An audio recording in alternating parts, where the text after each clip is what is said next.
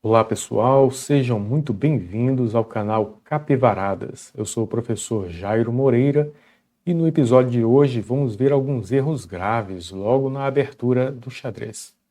Mas antes de começar, eu convido você a se inscrever no canal se ainda não é inscrito, deixe o joinha para ajudar na divulgação do xadrez do Brasil e no mundo.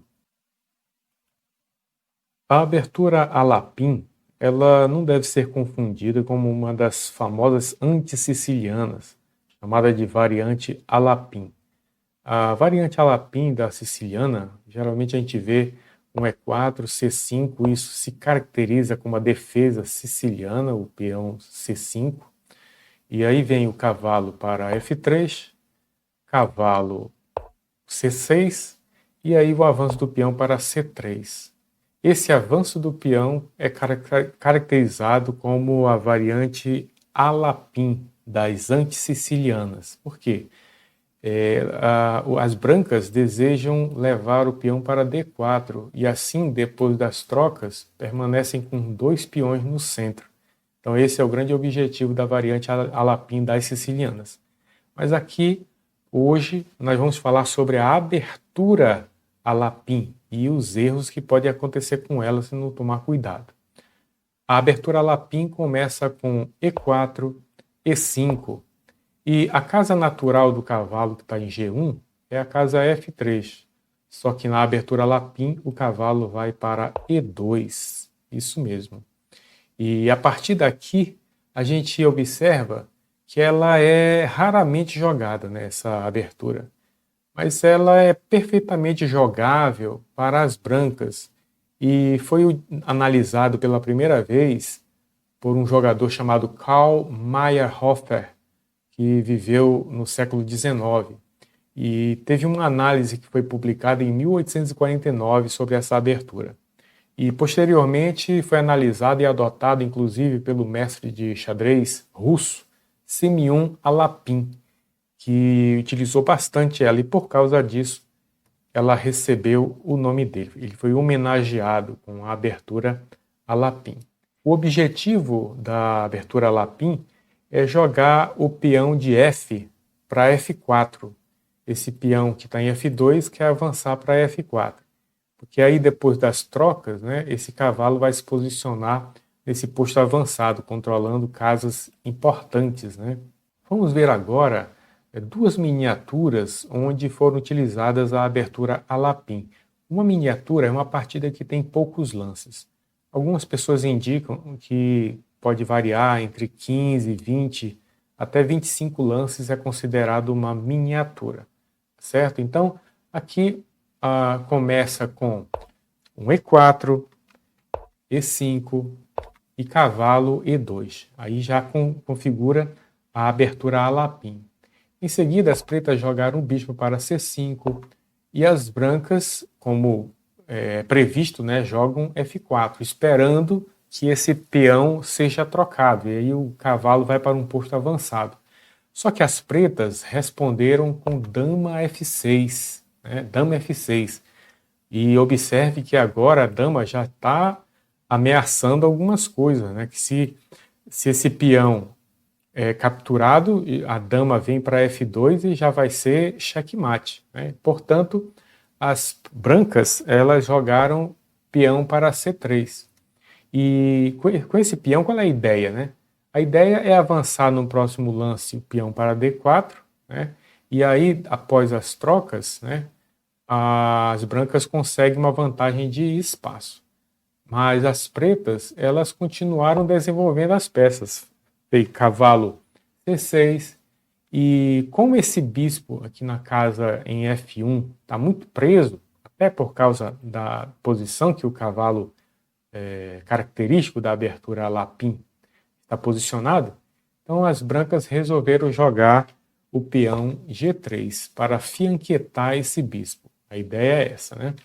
E aí as pretas, elas utilizaram uma ideia muito interessante, que colocaram o cavalo em H6.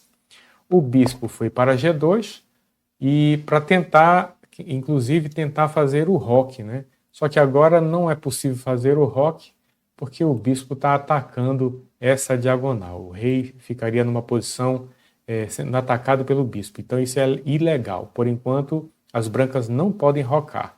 Só se, por exemplo, avançar o peão e impedir, né, que esse bispo atue nessa diagonal.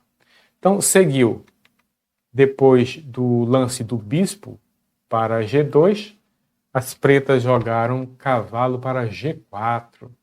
E a ameaça, nesse caso, é justamente o bispo dar um cheque no rei e o rei vai perder a possibilidade de fazer o roque.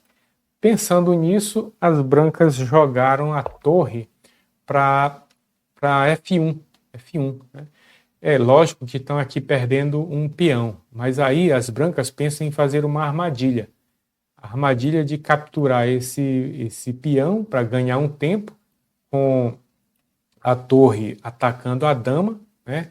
E ao retirar a dama dessa posição, aí sim pode avançar o peão. Notem que as brancas estão lutando para avançar esse peão para D4, né? E as pretas não estão dando trégua. Depois do lance da torre para F1, as pretas seguiram com o plano cavalo H2. E as brancas também fizeram o mesmo plano que estavam prevendo, já pensando que talvez a dama, se capturar esse peão, seria um erro gravíssimo, né? Não foi isso que aconteceu na partida, tá? Mas se as pretas capturam, aí sim esse peão iria fazer um garfo, né? Um ataque duplo, tanto na dama quanto no bispo. E aí estaria resolvido os problemas. Se a dama iria sair e seguiria o desenvolvimento com torre H1 atacando o cavalo. Mas não foi nada disso que aconteceu.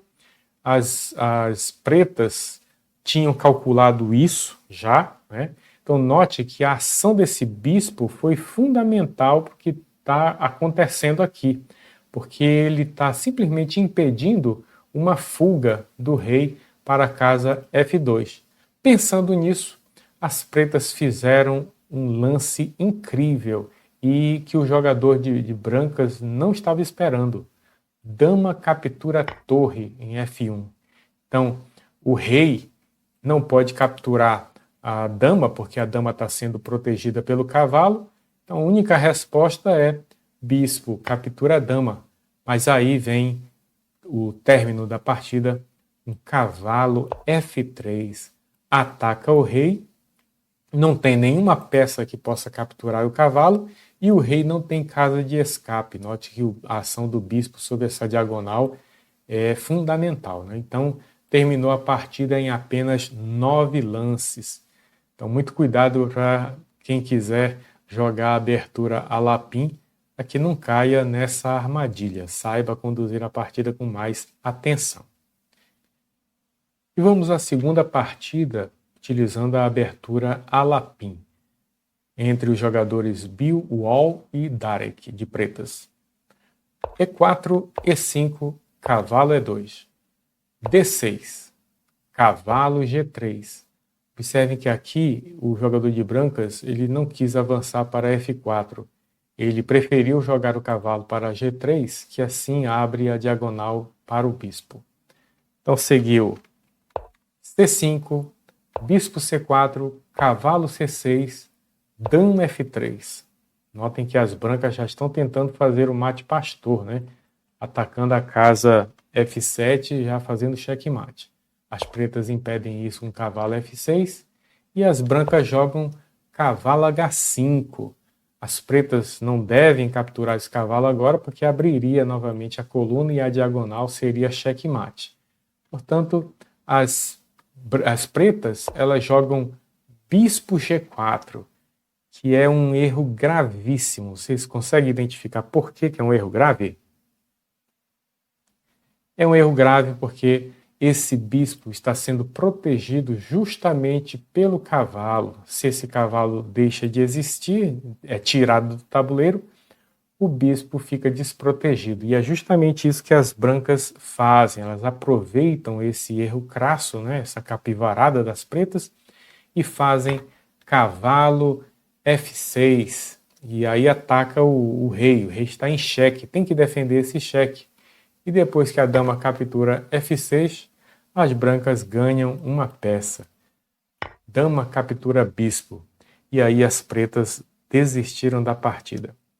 Um jogador famoso que já utilizou a abertura Lapin foi Vassili Ivanchuk, um super GM ucraniano. Ele é considerado um dos melhores jogadores de xadrez do mundo. Ele, inclusive, figurou nas primeiras posições do rating feed durante muito tempo. E até a presente data desse vídeo, o rating dele nos clássicos, né, partidas pensadas, é de 2.678, portanto, um jogador fortíssimo. E em 2017, num torneio de Blitz, ele venceu ninguém mais, ninguém menos que o super grão-maestro Anand. O indiano Anand já foi campeão mundial, né?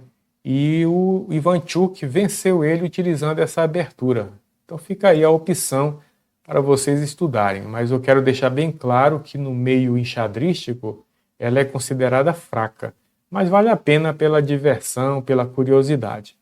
Uma outra curiosidade é que nesse mesmo torneio que aconteceu em 2017, foi um torneio de Blitz, torneio de poucos minutos, né?